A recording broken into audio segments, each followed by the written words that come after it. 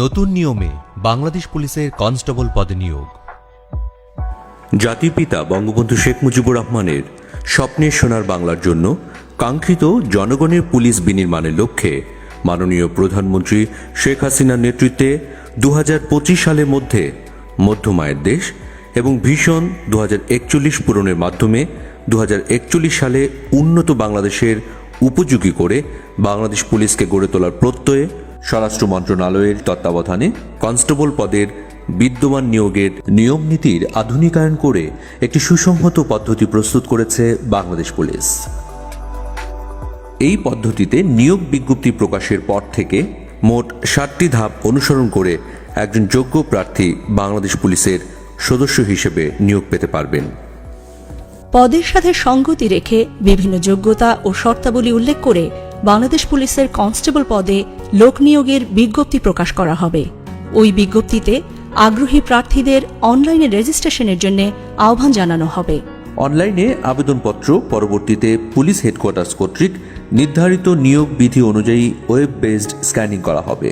উল্লেখ্য যে প্রার্থী মিথ্যা বা অসম্পূর্ণ তথ্য প্রদান করলে ওই আবেদন নিয়োগের যে কোনো পর্যায়ে বাতিল বলে গণ্য হবে।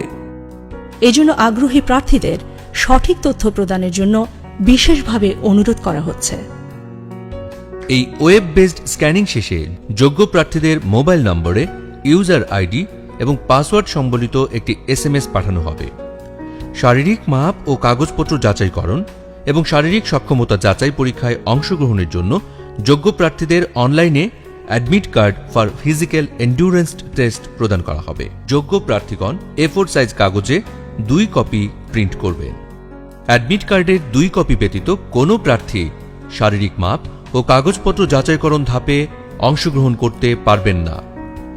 শারীরিক মাপ ও কাগজপত্র যাচাইকরণ প্রথম দিন। এই ধাপে অংশগ্রহণের জন্য মনোনীত প্রার্থীকে admit card for physical endurance টেস্টের 2 কপি, নিয়োগ বিজ্ঞপ্তিতে উল্লেখিত সকল ডকুমেন্টস সহ উপযুক্ত ড্রেসে নির্ধারিত দিনে যথাসময়ে নির্দেশিত স্থানে উপস্থিত থাকতে হবে। ভেন্যুতে প্রবেশের পরই একটি নির্ধারিত স্কেল দিয়ে প্রার্থীর উচ্চতার সঠিকতা যাচাই করা হবে। এক্ষেত্রে যোগ্য প্রার্থীদের লাইন করে মূল ভেন্যুতে নিয়ে যাওয়া হবে।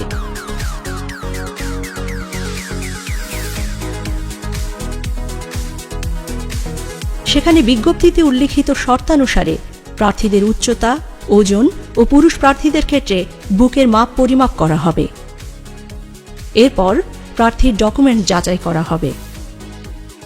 শারীরিক মাপ ও ডকুমেন্টস যাচাইয়ের সঠিকতা পাওয়া প্রার্থীদেরকে যোগ্য হিসেবে ঘোষণা করে তাদেরকে শারীরিক সক্ষমতা যাচাই বা ফিজিক্যাল এন্ডিউরেন্স টেস্টে অংশগ্রহণের জন্য admit card for physical endurance টেস্টের 1 কপি প্রদান করা হবে।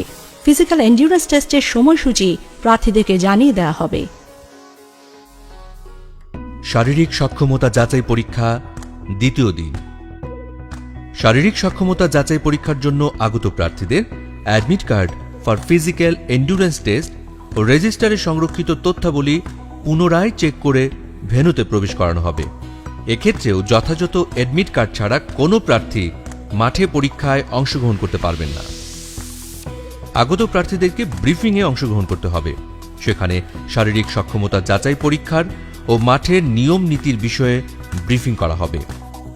শারীরিক সক্ষমতা যাচাই পরীক্ষার ইভেন্ট শুরুর পূর্বে প্রত্যেক প্রার্থী ইভেন্টে অংশগ্রহণের জন্য শারীরিক ও মানসিকভাবে সুস্থ আছেন মর্মে উল্লেখ করে ইন্ডেমনিটির ঘোষণাপত্র নিয়োগ কমিটির নিকট দাখিল করতে হবে। প্রার্থী ইভেন্টে অংশগ্রহণের পূর্বেই এই ঘোষণাপত্র প্রদান করা বাধ্যতামূলক। শারীরিক সক্ষমতা যাচাই পরীক্ষা মোট 7টি ইভেন্টের মাধ্যমে অনুষ্ঠিত হবে। একজন প্রার্থীকে শারীরিক সক্ষমতা যাচাই পরীক্ষায় উত্তীর্ণ হতে হলে প্রতিটি ইভেন্টেই তাকে কৃতকার্য হতে হবে। যে কোনো ইভেন্টে অকৃতকার্য হলে প্রার্থীর প্রার্থিতা বাতিল করা হবে। প্রথম ইভেন্ট দৌড়। এই ইভেন্টে পুরুষ প্রার্থীদের 200 মিটার দূরত্ব 28 সেকেন্ডে এবং নারী প্রার্থীদের 200 মিটার দূরত্ব 34 সেকেন্ডে অতিক্রম করতে হবে। দৌড় শুরুর পূর্বে প্রার্থীদেরকে দৌড়ের নিয়মকানুন বিষয়ে ব্রিফিং করা হবে। দৌড়ের ক্ষেত্রে প্রার্থীকে চুনের দাগ বা টেক পয়েন্টের পেছনে সিটিং পজিশন নিতে হবে। কোনো প্রার্থী যদি চুনের দাগ স্পর্শ করেন কিংবা হুইসেল ব্যতীত দৌড় আরম্ভ করলে সরাসরি ডিসকোয়ালিফাইড হবেন। এই ইভেন্টে উত্তীর্ণ প্রার্থীরাই পরবর্তী ইভেন্টে অংশগ্রহণ করার সুযোগ পাবেন। দ্বিতীয় ইভেন্ট পুশ আপ।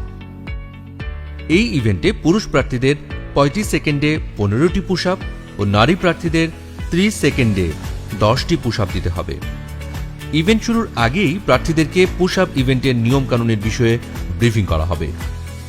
পুশ আপে বডি, হেড, ব্যাক পার্ট এবং হিপ একই লেভেলে অর্থাৎ স্ট্রেট থাকতে হবে।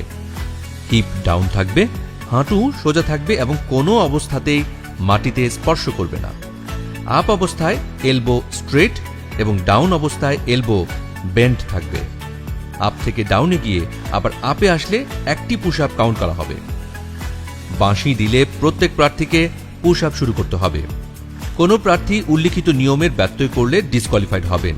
এছাড়াও এরপর নির্ধারিত সময়ের মধ্যে পুশ আপ সম্পন্ন করতে না পারলে প্রার্থী ডিসকোয়ালিফাইড হবেন। এই ইভেন্টে কৃতকার্য হওয়া প্রার্থীগণ পরবর্তী ইভেন্টের জন্য মনোনীত হবেন।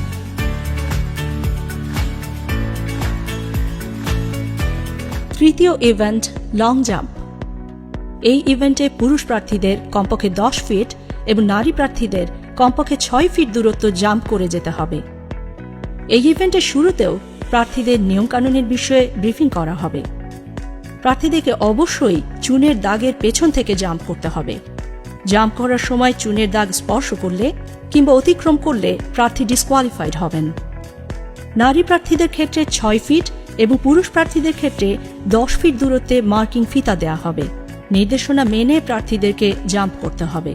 প্রার্থীকে অবশ্যই জাম্প করে ওই মার্কিং ফিতা অতিক্রম করতে হবে।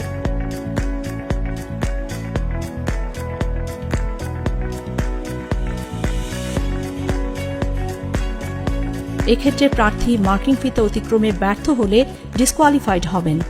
উল্লেখ্য যে প্রত্যেক প্রার্থী এই ধাপে উত্তীর্ণ হতে সর্বোচ্চ 3 বার করে জাম্প করার সুযোগ পাবেন। চতুর্থ ইভেন্ট হাই জাম্প। এই ইভেন্টে পুরুষ প্রার্থীদের জাম্প করে 3.5 ফিট ও নারী প্রার্থীদের 2.5 ফিট উচ্চতা অতিক্রম করতে হবে। ইভেন্ট শুরুর পূর্বেই প্রার্থীদেরকে ইভেন্টের নিয়মকানুনের বিষয়ে জানিয়ে দেওয়া হবে। ইভেন্ট পরিচালক বাঁশি দিলে প্রত্যেক প্রার্থী দৌড়ে এসে জাম্প করে নির্ধারিত উচ্চতা অতিক্রম করবে। জাম্প করার সময় ক্রসবার স্পর্শ করলে বা ক্রসবার পড়ে গেলে কিংবা জাম্প করার পর প্রার্থী জাম্পিং পিটের মধ্যে না থাকলে ডিসকোয়ালিফাইড হবেন। উল্লেখ্য যে প্রত্যেক প্রার্থী এই ধাপে উত্তীর্ণ হতে সর্বোচ্চ 3 বার করে জাম্প করার সুযোগ পাবেন। এই ধাপে উত্তীর্ণ প্রার্থীরাই কেবলমাত্র পরবর্তী দিনের শারীরিক সক্ষমতা যাচাই পরীক্ষায় অংশগ্রহণ করতে পারবেন। হাই জাম্প ইভেন্টের মাধ্যমেই শারীরিক সক্ষমতা যাচাই পরীক্ষার দ্বিতীয় দিনের কার্যক্রম শেষ হবে। শারীরিক সক্ষমতা যাচাই পরীক্ষা তৃতীয় দিন। শারীরিক সক্ষমতা যাচাই পরীক্ষার তৃতীয় দিনে নির্দেশনা অনুযায়ী প্রার্থীদের যথাসময়ে নির্ধারিত স্থানে উপযুক্ত পোশাকে উপস্থিত থাকতে হবে। তৃতীয় দিনের শুরুতেও প্রার্থীদের ব্রিফিং করে ওই দিনের কার্যক্রমের বিষয়ে অবহিত করা হবে। ব্রিফ শেষে প্রার্থীদের পুনরায় ইভেন্ট স্থলে নিয়ে যাওয়া হবে। পঞ্চম ইভেন্ট দৌড়। এক্ষেত্রে পুরুষ প্রার্থীদের 1600 মিটার দূরত্ব 6 মিনিট 30 সেকেন্ড এবং নারী প্রার্থীদের 1000 মিটার দূরত্ব 6 মিনিটে অতিক্রম করতে হবে। দৌড় শুরুর পূর্বে প্রার্থীদেরকে দৌড়ের নিয়মকানুন বিষয়ে ব্রিফিং করা হবে। দৌড়ের ক্ষেত্রে প্রার্থীকে চুনের দাগ বা টেক পয়েন্টের পেছনে সিটিং পজিশন নিতে হবে।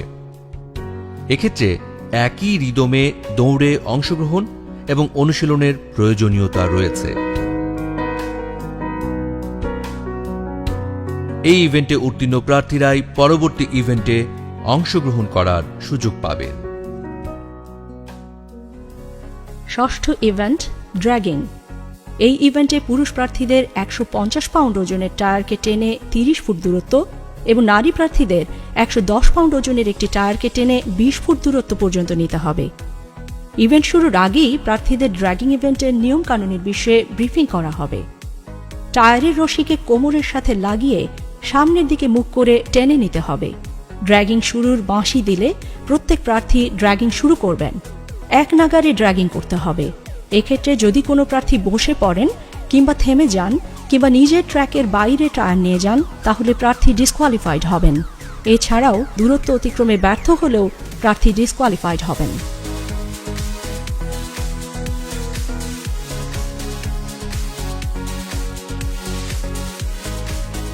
সপ্তম ইভেন্ট রোপ ক্লাইম্বিং। এই ইভেন্টে পুরুষ প্রার্থীদের কমপক্ষে 12 ফিট এবং নারী প্রার্থীদের কমপক্ষে 8 ফিট রোপ ক্লাইম্বিং করতে হবে। ইভেন্ট শুরুর পূর্বেই প্রার্থীদের রোপ ক্লাইম্বিং এর নিয়ম নীতি জানিয়ে দেওয়া হবে।